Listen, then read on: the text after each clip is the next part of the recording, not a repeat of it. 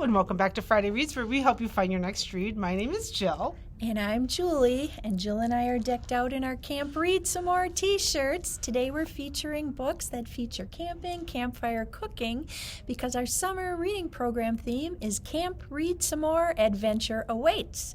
We've got programs for babies.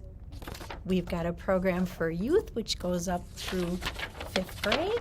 Maps where you can read for 20 minutes and mark off the footprint. We've got a summer program for the teens, the Cryptid Edition, where they read books and mark them off. And then we have our adult program for this summer, which is a map of the Ice Age Trail. So we've got a fun summer of things planned. Got a lot of cool events and activities coming up, so we hope you join us. Starts up June 5th. But you can sign up starting the Tuesday after Memorial Day already, so stop in and pick up one of your booklets to participate in our summer reading program, Camp Read Some More. Adventure awaits. So, Jill, your first book pick. My first pick, and I'm really excited about this one. You might have to put this one on hold. It is The Lives of Puppets by T.J. Klune. T.J. Klune wrote On the House by the Cerulean Sea and Under a Whispering Door, so he's really atmospheric and kind of fantasy-based. And this one's no different, but it takes place in the woods. In a strange little home built in the branches of grove of trees live 3 robots. Fatherly inventor android Giovanna Lawson, a pleasantly sadistic nurse machine, and a small vacuum desperate for love and attention. Victor Lawson, a human, lives there too. They're a family, hidden and safe. The day Vic salvages and repairs an unfamiliar android labeled Hap, he learns of a shared dark past between Hap and Geo, a past spent hunting humans. When Hap unwittingly alerts robots from Geo's former life to their whereabouts, the family is no longer hidden and safe. Geo is captured and taken back to his old laboratory in the city of Electric Dreams. So together, the rest of Vic's assembled family must journey across an unforgiving and otherworldly country to rescue Geo from decommission, or worse, reprogramming. Along the way to save Geo, amid conflicted feelings and betrayal and affection for Hap, Vic must decide for himself. Can he accept love with strings attached? So this was published just in April of this year, so yeah, robots in the woods. All right, my first pick is a fiction pick, and this is The River at Night. This was published back in 2017. It's a high-stakes drama set against the harsh beauty of the Maine wilderness, charting the journey of 4 friends as they fight to survive the aftermath of a whitewater rafting accident. This book was described as a nonstop and unforgettable thriller. So Winifred Allen needs a vacation, stifled by a soul-crushing job, devastated by the death of her beloved brother, and lonely after the end of a 15-year marriage. Winnie is feeling vulnerable. So when her 3 best friends insist on a high-octane getaway for their annual girls' trip, she signs on, despite some misgivings. What starts out as an invigorating hiking and rafting excursion soon becomes an all-too-real nightmare. A freak accident leaves the women stranded. So, what do you think's going to happen next? Winnie and her friends grasp the true intent of their supposed saviors. Are they going to have saviors? Long-buried secrets are going to emerge. Lifelong alliances are going to be put to the test. So, to survive, Winnie must reach beyond the world she knows to harness an inner strength she never knew she possessed. So, who's friend? Who's foe? It's a book you won't soon forget. The River at Night.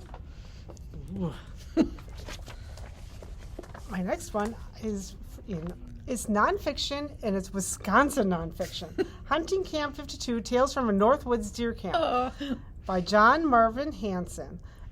Meet the Jolly Boys, 5 men from northern Wisconsin who built a deer hunting shack in 1955 and established a tradition that has now lasted over 6 decades. Hunting Camp 52, affectionately known as Blue Heaven, is a place where every trail, rock, and ravine has its own nickname.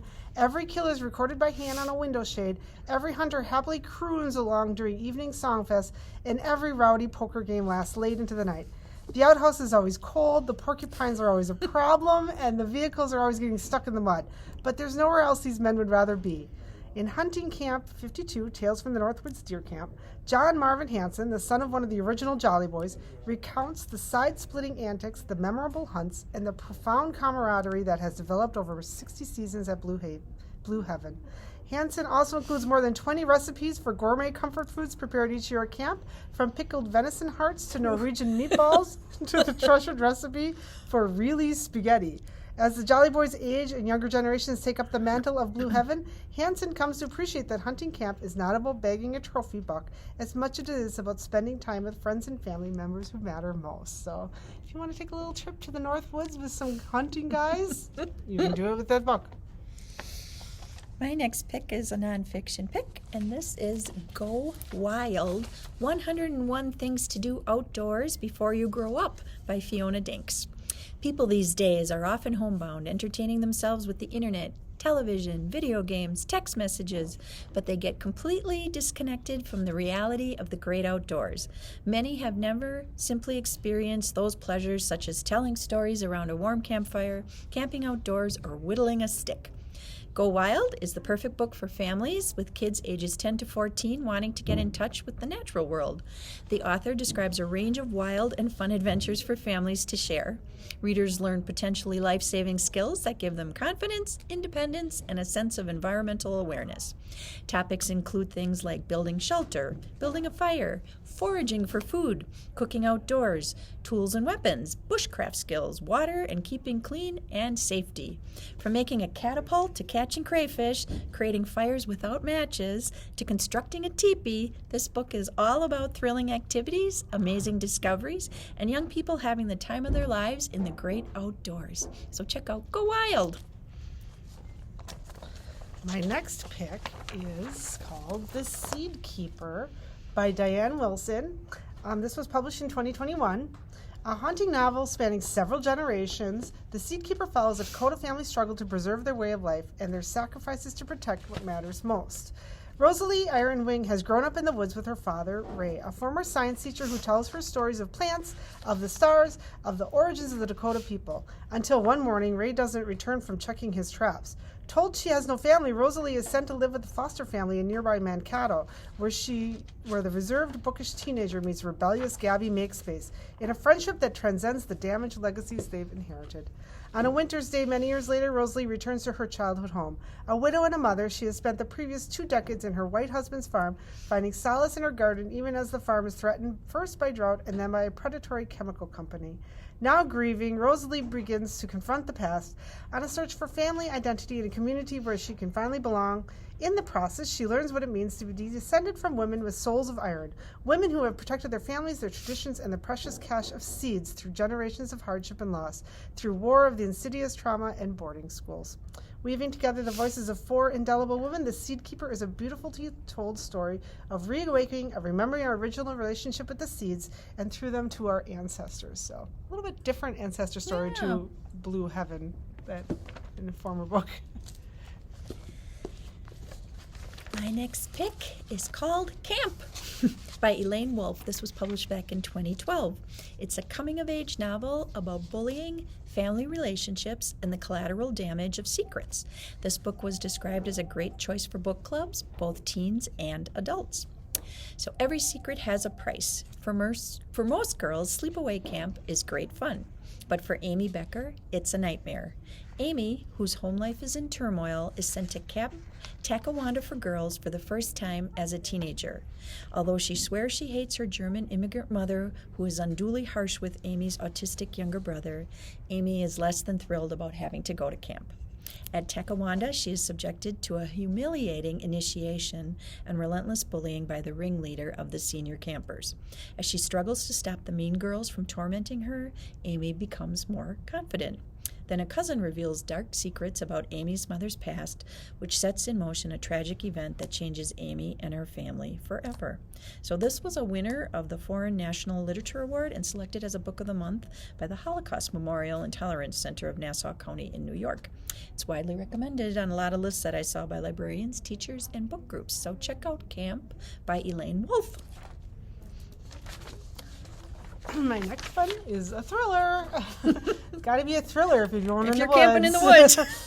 What Lies in the Wood by Kate Alice Marshall. This was published in January of this year. They were 11 when they sent a killer to prison. They were heroes, but they were liars.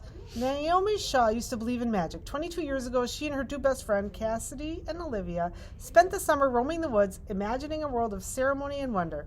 They called it the Goddess Game. The summer ended suddenly when Naomi was attacked. Miraculously, she survived her 17 stab wounds and lived to identify the man who had hurt her. The girl's testimony put away a serial killer, wanted for murdering 6 women. They were heroes, and they were liars. For decades, the friends have kept a secret worth killing for. But now Olivia wants to tell, and Naomi sets out to find out what really happened in the woods, no matter how dangerous the truth might be. So, Gotta have a thriller when you're talking about the great outdoors. You're going to go in the woods, you might die. I go back to nonfiction again for my next pick. And this is Easy Campfire Cooking, 200 plus family fun recipes for cooking over coals and flames with a Dutch oven, foil packets, and much more. So what's not to love about cooking over a fire in the great outdoors? Whether you're heading out on a camping trip or simply enjoying a backyard bonfire, this book should satisfy your appetite. You'll find recipes for a variety of fun cooking methods, like cooking on a stick, in a foil packet, with a Dutch oven, in a skillet, with a pie iron, and much more. This book is filled with tips, campfire safety, and techniques on how to build that perfect fire. It has everything from breakfast treats to hot dogs to s'mores and more. You'll find recipes your whole family will love. And best of all, cooking over a fire brings together family and friends to enjoy food and fun in a relaxing atmosphere. So check out this book if you want to explore the world of campfire cooking. Who doesn't like recipes like Starry Night Chili or Kayak Tuna Mac? Check it out. I don't camp much, but I am in for the cooking because it all sounds delicious. My last one is called Wildwood Whispers. This is by Willa Reese. It was published in 2021. This is, at the age of 11, Mel Smith's life found its purpose when she met Sarah Ross. 10 years later, Sarah's sudden death threatens to break her. To fulfill a final promise to her best friend, Mel travels to the idyllic small town nestled in the shadows of the Appalachian Mountains. Yet Morgan's Gap is more than a land of morning mists and deep forest shadows. There are secrets that call to Mel in the gaze of the gnarled and knowing woman everyone calls Granny, in a salvaged remedy book filled with magic of simple mountain traditions, and in the connection she feels to the Ross homesteads and the wilderness around it. With every taste of sweet honey and tart blackberries, the wildwood twines further into Mel's broken heart, but the threat lingers in the woods, one that may have something to do with Sarah's untimely death, and that now has its sight on Mel.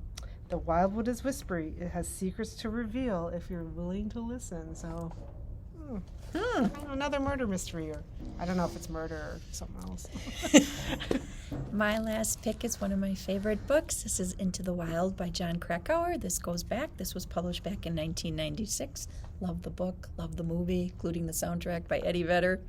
It was April 1992. A young man from a well-to-do family hitchhiked to Alaska and walked alone into the wilderness north of Mount McKinley.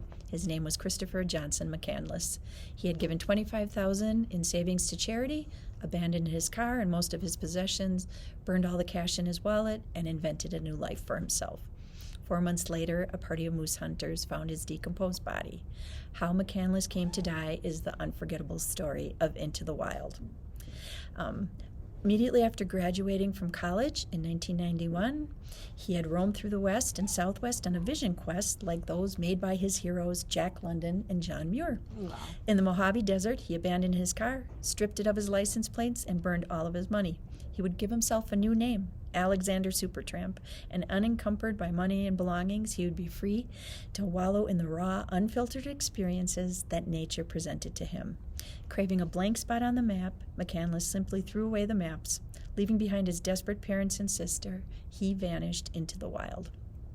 Definitely one of the most moving books I've ever read. I heard his sister Corinne speak at the book fest a couple of years ago, and she wrote a book called The Wild Truth. She was his best friend and the person with whom he had the closest bond, and who witnessed firsthand the dysfunctional and violent family dynamic that made Chris willing to embrace the harsh wilderness of Alaska. Growing up in the same troubled household, Corinne speaks candidly about the deeper reality of life in the McCandless family. In the many years since the tragedy, Corinne has searched for some kind of redemption. So in this touching and deeply personal memoir, she reveals how she has learned that real redemption can only come from speaking the truth. So those are my final picks for camping. Well, we hope we helped you find something to read if you want to read about people camping or learn more about camping.